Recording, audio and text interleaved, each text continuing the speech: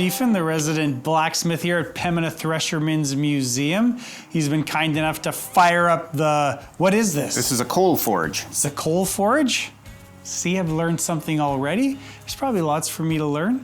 So in firing up the coal forge, he's been explaining about some of the truths about blacksmithing that are really applicable to the devotional, the message here that we're going to talk about in a second, this Sunday.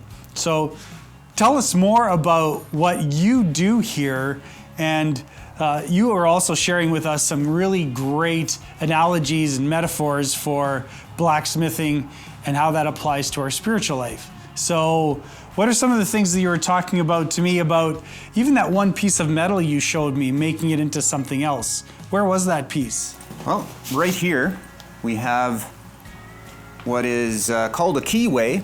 We use scrap metal here, and this ugly keyway, it's what holds a pulley on an axle without turning.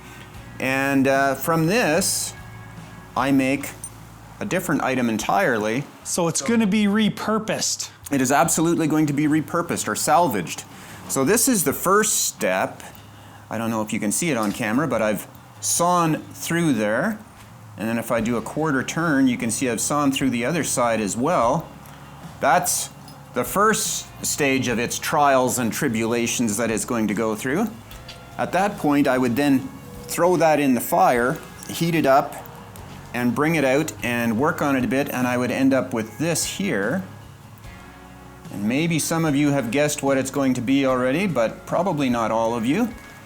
And eventually, after a few more steps, what you are going to have is one of these, which is still very dirty and very rough, and then that would become one of these.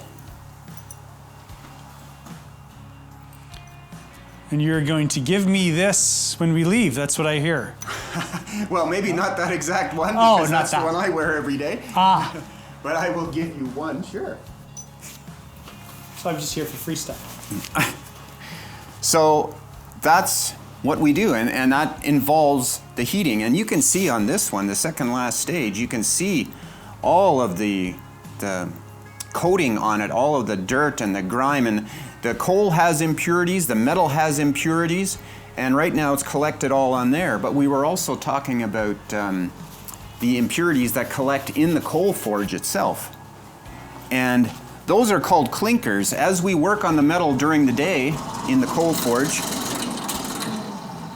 the metal melts a bit, and also there's impurities in the coal itself. And those impurities collect in the throat of the coal forge and choke off the air. So those lumps of impurities are called clinkers. We call them clinkers. And they can be about this size here.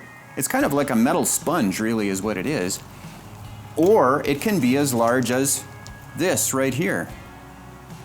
So, you know, there's impurities to be burnt off for sure. We're not a foundry. We don't skim the impurities off the top, but the impurities do definitely collect as we heat this metal up.